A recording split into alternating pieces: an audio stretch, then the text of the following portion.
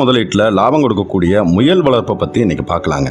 இதுக்கு தேவையான இனங்கள்னு பார்க்கும்போது முதல்ல முயல் வளர்ப்புக்கு ஏற்ற நல்ல முயல்களை தேர்வு செய்யணும். பொருளாதார பலன்களை அதிக அளவில் கொடுக்க தகுந்த இனங்களை நம்ம தேர்வு பண்ணணும். வெள்ளை ஜெயிண்ட், சாம்பல் ஜெயிண்ட், நியூசிலாந்து வெள்ளை மற்றும் அங்கோரா இனங்கள் நல்லா இருக்குங்க. இதை தேர்வு பண்ணோம்னா நல்ல லாபம் எடுக்கலாம். இதில் அங்கோரா இன முயல்களை வெப்பம் குறைஞ்ச 15 இருந்து 20 டிகிரி செல்சியஸ் மலைப்பிரதேசங்களில் மட்டுமே வளர்க்கணும். இனப்பெருக்கம் செய்ய பயன்படக்கூடிய ஆண் மற்றும் பெண் முயல்கள் வெவ்வேறு இனமாகவும் ஒரு வருடத்திற்கு குறைவாகவும் எந்த குறைபாடும் இல்லாத முயல்களை தேர்வு பண்ணணும். இந்த முயல்களுக்கு உண்டான இடம் மற்றும் குடில்களை எப்படி பண்ணலாம்னு பார்க்கலாங்க. குறைஞ்ச எண்ணிக்கையில் உள்ள முயல்களுக்கு ஒற்றை அடுக்கு கூண்டு போதுமானதாக இருக்கும். அதிக அளவில் வளர்க்கக்கூடிய முயல் பண்ணைகளுக்கு 1 அல்லது 2 அடுக்குள்ள கூண்டு அமைப்புடைய கூடாரங்களை அமைக்கணும். முயல் வளர்க்கக்கூடிய குடில்களை ஆஸ்பெட்டாஸ் அல்லது தென்னங்கீத்தை கொண்டு கூரை அமைக்கலாங்க.